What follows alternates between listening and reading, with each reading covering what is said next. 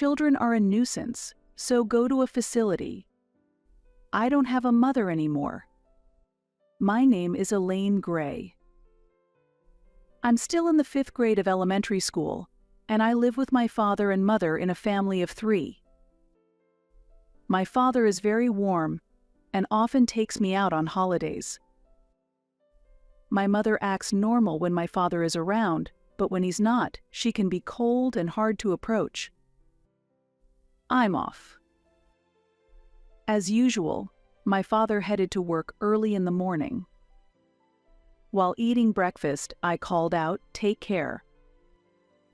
Looking at the clock, it was almost time to go to school. I hurried to finish my breakfast and rushed to change my clothes. Thank you for the meal. After finishing, I put the dishes in the sink and headed back to my room to change. Just a moment. My mother called me back, and when I turned around, she was pointing at the sink. Who is going to wash these? Her eyes were stern, and she seemed angry. Normally, I would just change and go to school, but I felt like I would be scolded if I did that. I'll wash them myself. When I said this in a small voice, my mother suddenly yelled, "What? I can't hear you." My body jolted. However, feeling that I was wrong, I apologized. "I'm sorry. I'll wash them myself." Hoon. That's right. From now on, take care of your own things. With anger, my mother threw her apron onto the sofa and went back to her room. Reflecting on her words, I realized that I need to manage things myself, so I cleaned up after breakfast and left the house. While talking with friends at school, the topic of parents came up. Listening to them, their mothers seem kind, and although they sometimes get angry, their relationships appear good. "What's your mom like, Elaine?" I was suddenly asked, and I hesitated on how to respond. However, I thought that maybe my perception of my mother being cold was a misunderstanding and that she was irritable because I had been neglecting my responsibilities, so I answered that she is very kind. My friends responded with, "That's nice," but I felt conflicted. When I got home and said, "I'm back," there was no sign of my mother. Thinking she might have gone shopping, I started my homework in my room. Before I knew it, it was completely dark outside, and the clock indicated it was dinner time, but my mother still hadn't returned. After a while, I heard noises at the entrance and sounds of something being moved and the fridge opening. When I peeked into the kitchen from my room's door, I saw my mother. Feeling hungry, I approached the kitchen and greeted her with, "Welcome back." "I'm back." From her brief reply without turning around, I could tell she was still in a bad mood. "What's for dinner tonight?" I asked with a smile, but it seemed to be a mistake. My mother turned around with a frightening expression. "What? Didn't I tell you to take care of your own things?" Your dad will be home soon, and I'm busy preparing dinner." Unable to say anything more, I reluctantly started to make instant noodles just as my father came home. "I'm home." Hearing my father's voice, my mother immediately took the instant noodles I was holding. While I was disoriented by her actions, my father entered the kitchen. "Oh, are we just starting dinner now?" Seeing my gentle father's face, I felt tears welling up. "Welcome back. Today, shopping took a bit long, so I'm about to start making dinner now. Daddy and Elaine, please wait a little longer." My mother's face softened. I wasn't sure if she was no longer angry, but the thought of eating the meal she was preparing made me feel happy. Later, we had dinner as a family and had a fun time playing games with my father. Maybe my mother was still a bit in a bad mood.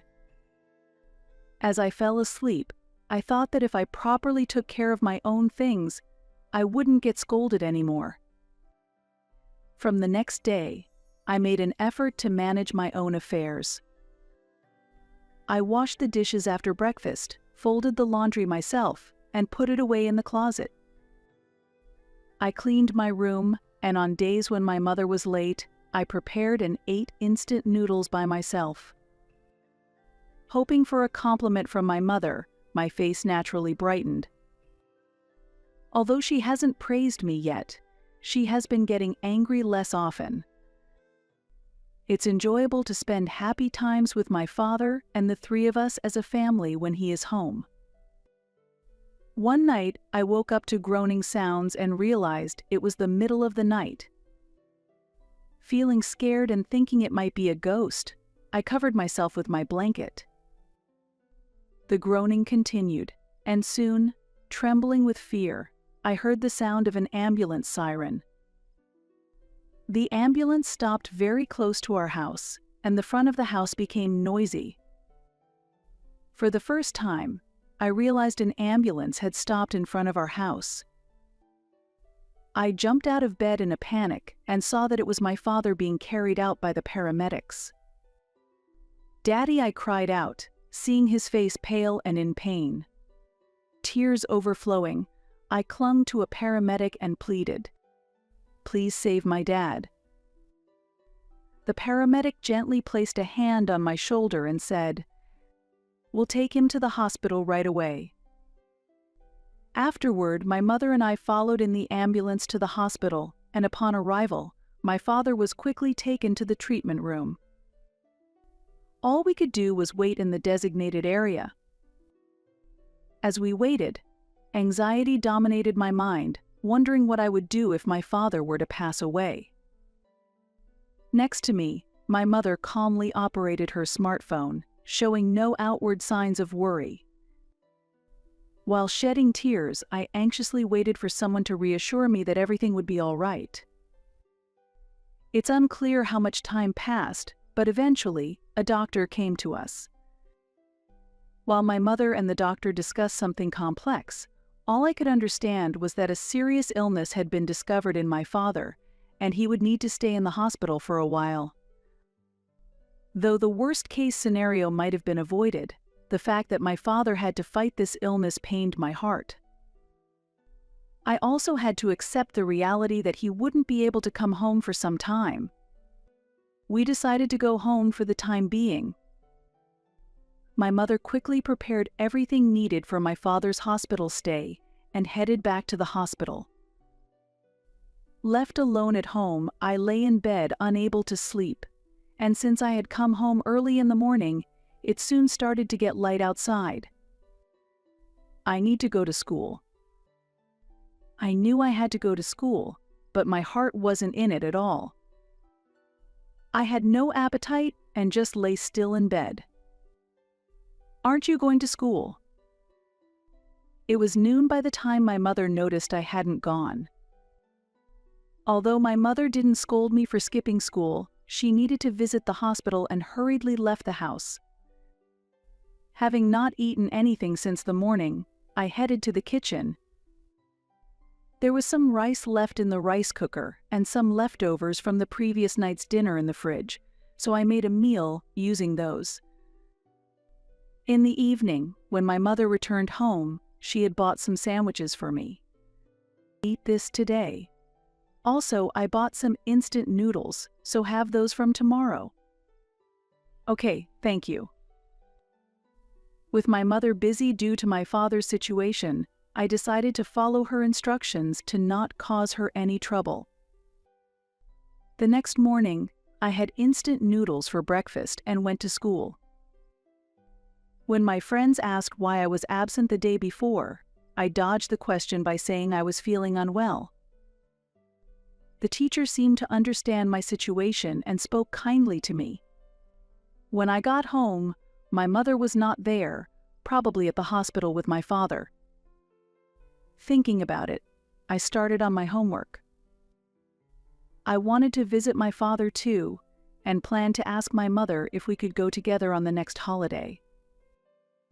While I was doing my homework, the phone rang, and since no one else was home, I decided to answer it. "Hello. Elaine, is that you? What are you doing?" It was my father on the other end, and hearing his voice made tears spill over. "Dad. Are you okay? I want to see you." As I cried, my father spoke kindly and with a smile in his voice. "I'm sorry for worrying you. There's no problem now. Dad wants to see you. I'd like you and Mom to come visit." Yeah. I'll talk to Mom about it." "That's good. Is Mom there with you?" I was a bit puzzled by my father's question. Mom wasn't at home, and I thought she might be at the hospital. "Mom isn't here. Maybe she's at the hospital." When I responded, it seemed like my father realized something and began to speak in a roundabout way. I see, that's right. I just got home a little while ago. I think she'll be back soon. Elaine, are you eating properly?"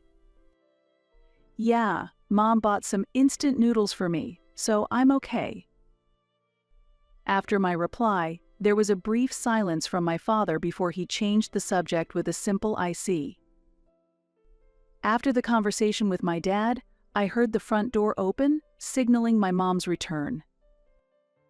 Dad had asked to speak with Mom, so I handed the phone to her when she got home. Mom seemed a bit shaken as she took the phone and talked with Dad. When Mom came home, I could smell tobacco on her, making me wonder where she had been before returning to her room. The next day, when I asked Mom if we could go to the hospital together, she made a complex expression but eventually agreed to take me.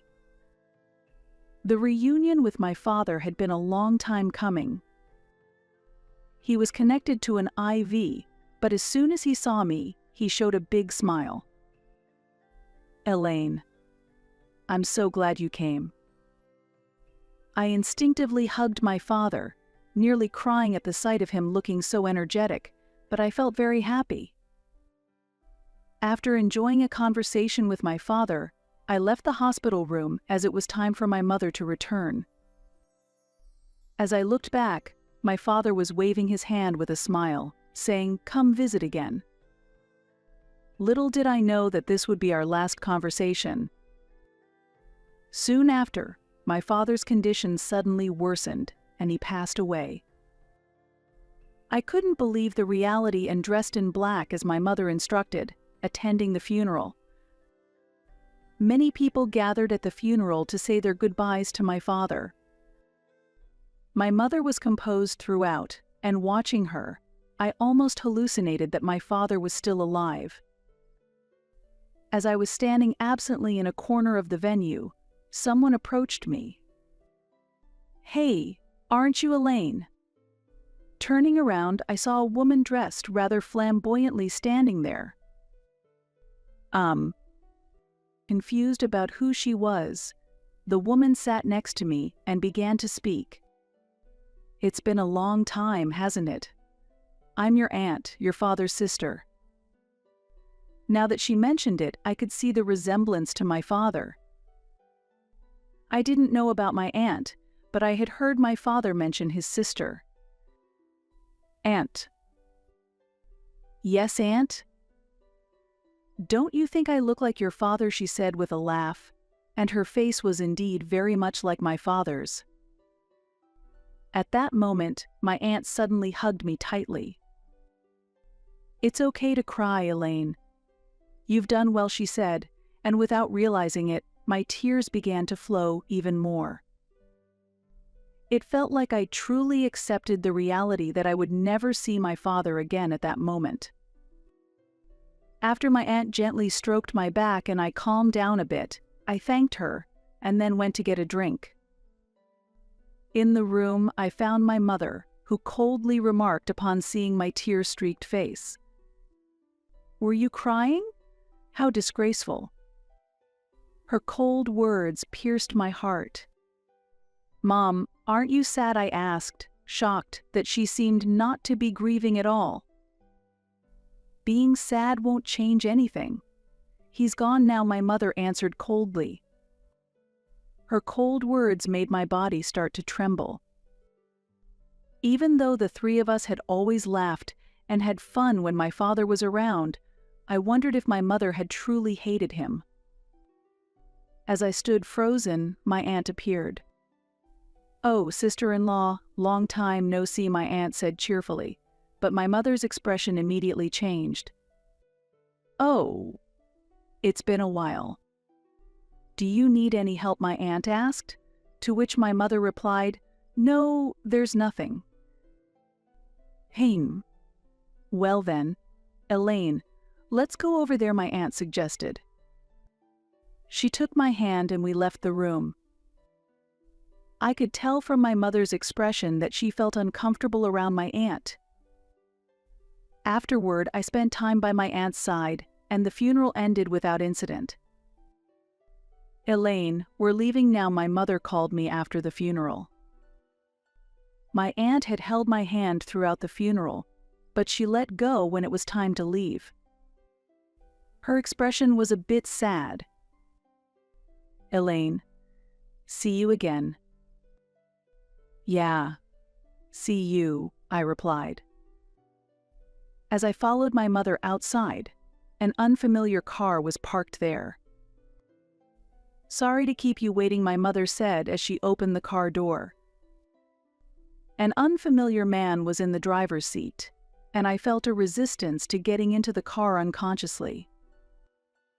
"Don't dawdle, get in quickly," my mother urged in a tone I had never heard from her before. Reluctantly, I got into the car, and it started driving in the opposite direction of our home. I continued to stare out the window. Not knowing where we were going, I felt a slight fear inside the car. "We're here. Get out quickly," I was told as I got out of the car, and there stood a large building, a place completely unfamiliar to me. "Mom, where are we?" I asked as my mother lit a cigarette. "Children are a nuisance, so go to a facility." Stunned, I could only utter a confused "A" as my mother and the man drove away in the car. I desperately chased after the car, but eventually tripped and failed to catch up, forcing me to give up the pursuit. As I was heading back to where I had been left, a car pulled up beside me. The window rolled down and my aunt was sitting in the driver's seat.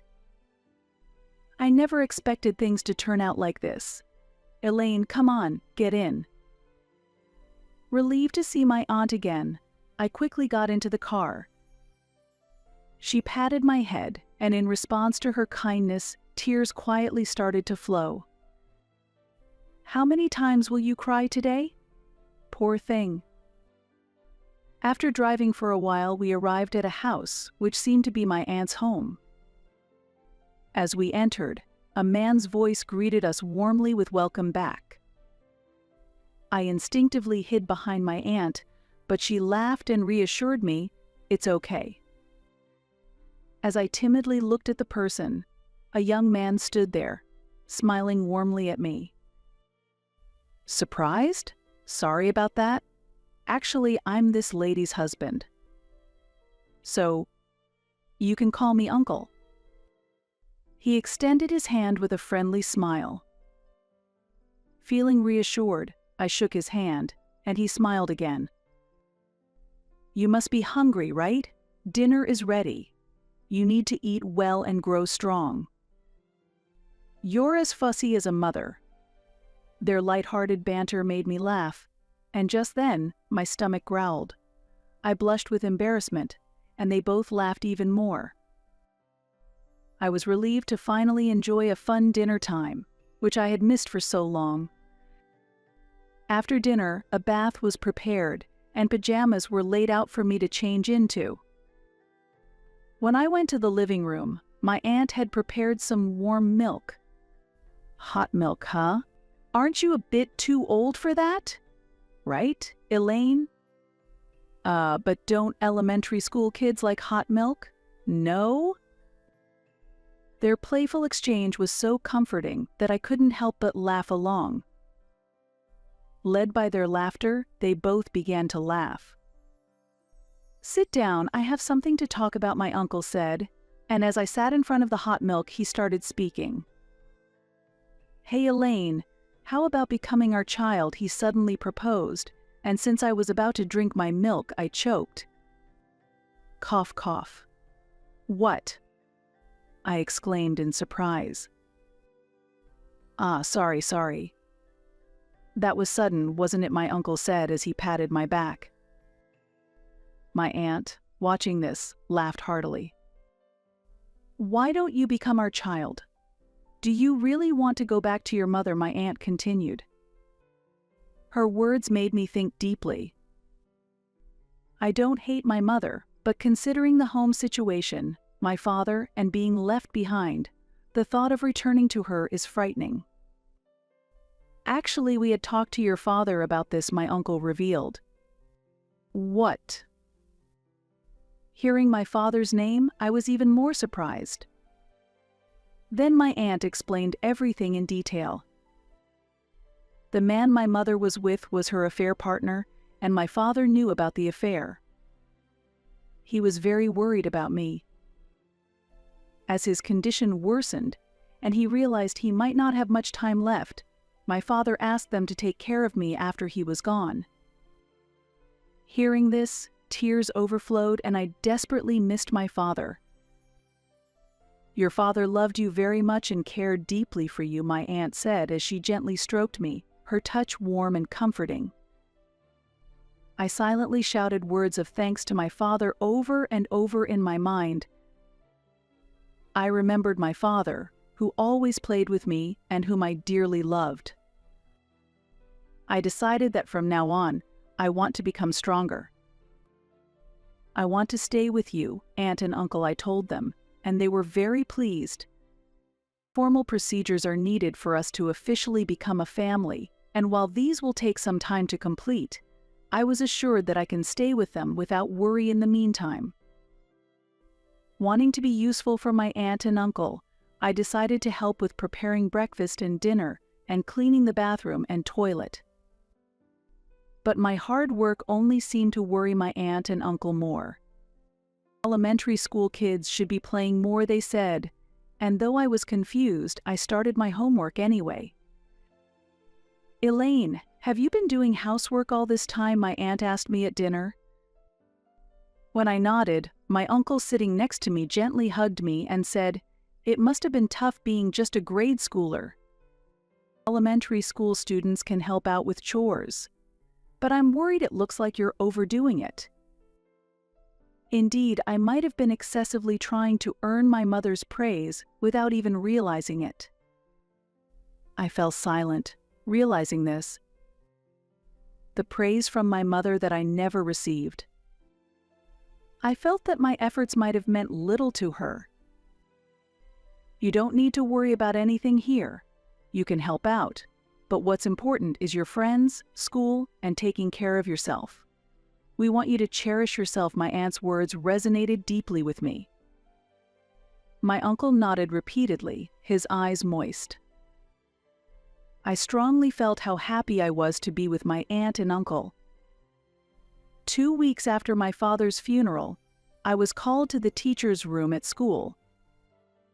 Wondering what it was about, I was told that there was a phone call from my mother. The teacher shouldn't know much about my situation.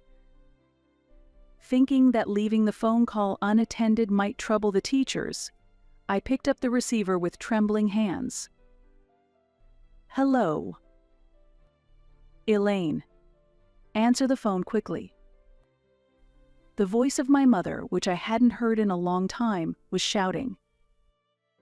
"Where are you right now?" "I called the facility, and they said you aren't there." I choked up, unable to respond. "Are you listening to me? Well, never mind. I'm coming to pick you up because then I'll get the allowance. I need the money right now," my mother said. Hearing her words, I felt myself rapidly regaining composure. The thought of wanting to be loved or praised by someone who had betrayed my father was both frustrating and painful. Now I have my aunt and uncle by my side, and they are precious to me. My beloved father is also watching over me from somewhere. I can become stronger. I don't have a mother anymore. Before I realized it, those words had been directed at my mother. "What? What are you talking about?" my mother retorted. "Are you mistaken? Then, goodbye." Wait a minute before my mother could finish. I had hung up the phone. The teacher present was shocked and asked, "Was that really not your mother?" To which I responded, "That was a stranger." The call was treated as suspicious, and the school issued a caution. Worried that my mother might show up when I was leaving school, I used the school's public phone to contact my aunt. My aunt promised to come and pick me up right away and indeed showed up shortly thereafter. She explained the situation to the school teachers, who decided to contact Child Protective Services. After I got home, my mother did actually come to pick me up, but the teachers handled it, and she left in a bad mood. Although my mother didn't intrude on the school again, considering my safety, my aunt or uncle started picking me up when school ended. While I was grateful for my aunt and uncle's comfort, they encouraged me cheerfully not to worry. With the support of my aunt and uncle, I have been able to lead a happy life. The teachers at school are kind, and I feel supported by many people. One day, the home phone rang. Lately, I have been answering more calls at my aunt's house. As usual, I answered the phone cheerfully with "hello." However, the reply was a voice I did not want to hear. "Oh, isn't this Elaine? I thought you weren't at the facility, but you are there after all." As soon as I heard my mother's voice, I was startled. How did she know I was here? I hadn't told anyone. "Stop staying there and come back soon. Things are tough over here," my mother continued unilaterally. According to my mother, her affair partner's company had gone bankrupt, and she was financially in trouble. Despite hearing my mother's intentions, all I could perceive was her financial dependency on me, which became clear as she continued to plead over the phone. Previously, when she had called the school, she had voiced financial problems, indicating her dire economic situation. As I remained silent, my mother's anger escalated. Amidst her shouting, suddenly my aunt took the phone from me. I turned around to see her smiling, but her expression quickly turned to anger. "Just respond at least." "Are you even listening?" my mother yelled. "It's enough. I can hear you," my aunt responded firmly. My mother's voice trailed off over the phone. My heart was pounding during the confrontation. "How can you not be ashamed? Telling your daughter to come back for money, that's no joke. What do you think Elaine is?" my aunt confronted her. "It's none of your business. Elaine is my daughter, give her back," my mother argued. "Why did you leave your daughter in front of a facility then?" "Stop making convenient arguments," my aunt retorted. "I'll call the police. I'll accuse you of kidnapping," my mother threatened. "Go ahead, say that. We have evidence of all the terrible things you've done to Elaine. We can share that too. We actually welcome the police. It would resolve things faster," my aunt said assertively. What my mother screamed, and I felt guilty, as if I was causing more trouble. At that moment, unnoticed by me, my uncle had returned and gently patted my shoulder. "It's okay. Leave it to us. This is a matter for adults to resolve." My uncle then took my hand and prepared more hot milk for me. "Elaine, you like hot milk, right? You drink it a lot." "Yes, it was so delicious the first time I tried it. I just loved it, I replied. Hearing this, my uncle smiled happily. After a while, my aunt came back into the living room and noticed my worried look, tousling my hair as she spoke. "What's with that face?" "There's nothing to worry about. We won't let her win." As I fixed my hair, I expressed my gratitude to them. Later, I helped with the dinner preparations. Living with my aunt and uncle made me realize how enjoyable housework could be. A few days later, another call came from my mother. My aunt and uncle had said there was no need to answer her calls anymore, but I wanted to be useful to them. "Elaine? Mom is really in trouble. Help me. I've said this before, but I don't have a mother anymore." "How can you be so cold? I raised you. Have you forgotten the fun days with Dad?" The moment my mother mentioned Dad, my heart skipped a beat, but anger surged within me. "Yes, it was really fun when Dad was around, but only he was kind. You abandoned me." I shouted louder than I expected, feeling a clear sense of relief as I expressed my feelings. After that, I confidently countered her words. "You are still my child, aren't you? I didn't abandon you. I just left you temporarily. You laughed and told me that children are a nuisance and to go to a facility. I can't think of someone like that as my mother." That was. I was forced to say that. It's not my fault. But you abandoned me. Therefore, I have no mother. If I have a mother, it's my aunt. My father is my uncle and my dad in heaven. You're brainwashed. Just come back without complaining. At that moment, I was arguing intensely with my mother while shedding tears. However, strangely, my heart felt lighter, as if I had released everything I had been holding back. Then at least tell them to let me live in their house. I can't even eat properly as it is. No, I won't let you disturb my loved ones. Suddenly, I felt a presence behind me and turned around to find my aunt and uncle standing there. My aunt patted my shoulder and praised me, saying, "Well done." My uncle, with tears in his eyes, nodded in agreement. Then, my aunt took over the phone and continued talking to my mother.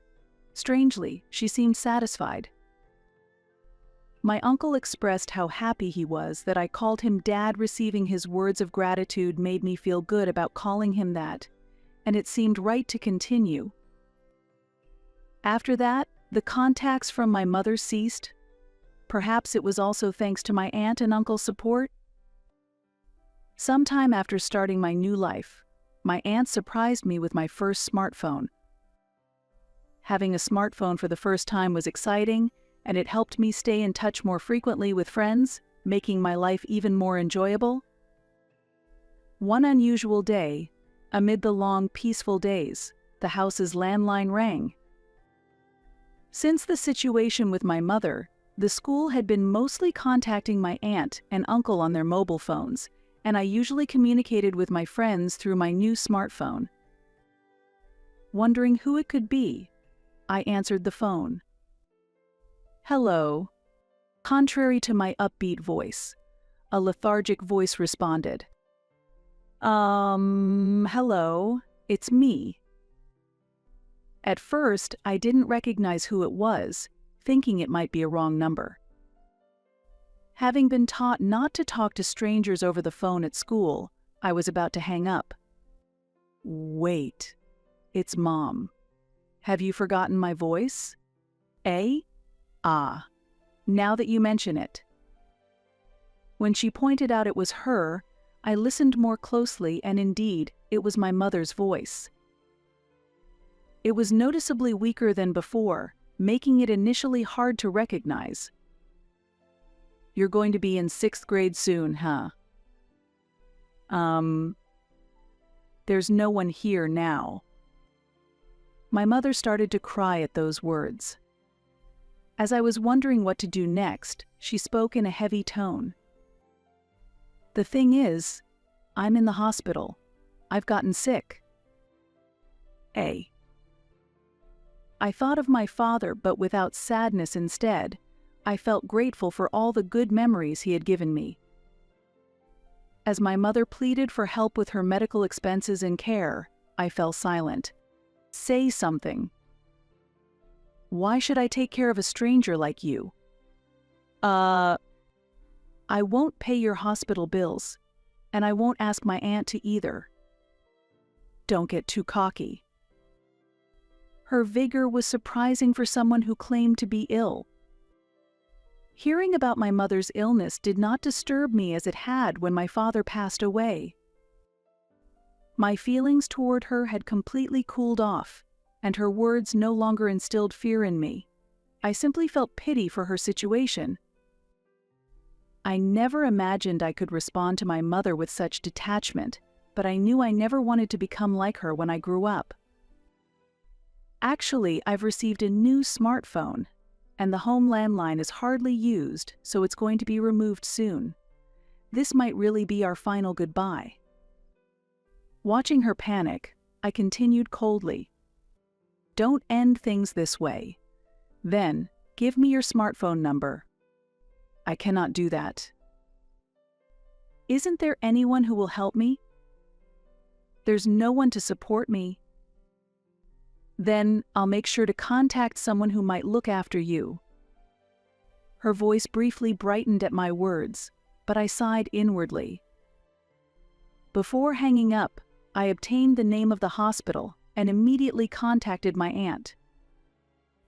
When I reported this interaction to my aunt, she praised me for handling the situation on my own. "Can I ask you to handle any further contact?" I asked. My aunt readily agreed and promised to reach out to someone who could handle the situation. A few days later, I noticed the home phone ringing continuously. Assuming it was likely my mother, I deliberately chose not to answer. That night, the home phone kept ringing late into the evening, continuing even after my aunt and uncle returned home. When I informed my aunt that the phone was still ringing, she sighed and picked up the receiver. As expected, it was my mother on the other end, and a heated exchange began between her and my aunt. My mother persistently demanded to speak with me, but my aunt firmly refused. From the other end of the line, it was clear that my mother was infuriated that I had contacted her brother. Indeed, the person I had asked my aunt to contact was my mother's brother, my uncle, whom I remembered my mother disliked. My mother's brother is known for his stubbornness and deep sense of morality, and he would never tolerate my mother's misconduct. Upon hearing from my aunt, he was furious and promised to come immediately. The reunion between the siblings after several years ended disastrously, fueling my mother's anger towards us. Usually calm, my uncle prompted my aunt to hand him the phone when he saw the situation escalating. However, his expression sternly changed as soon as he took the call. "He gets even scarier than me when he's angry," my aunt whispered to me. "Oh, enough. If you want to talk that much, I'll come myself. I'll make you apologize in front of Elaine. Sick or not, it doesn't matter. Be prepared," my uncle shouted. After my uncle's outburst, my mother hung up in shock. "Oops," she hung up. After the call ended, my uncle was smiling as usual. It seems true that when a generally calm person gets angry, it is indeed frightening. Subsequently, my mother was forcibly taken to her brother's home. Her illness turned out to be milder than expected, and she was soon discharged from the hospital. Forced to live and work on her brother's farm, my mother, who had initially planned a lavish lifestyle with her lover, disliked farm work but had no choice but to toil under her brother's stern demands. Without the luxury to afford expensive brands anymore, She began wearing second-hand clothes donated by villagers. Meanwhile, the adoption process with my aunt and uncle was finalized, and I officially became their child. We celebrated with a big party where I laughed heartily. Surprisingly, we learned that next year, a new brother or sister would join our family, which made me incredibly happy and grateful. This experience reaffirmed my desire to cherish what it means to be a family.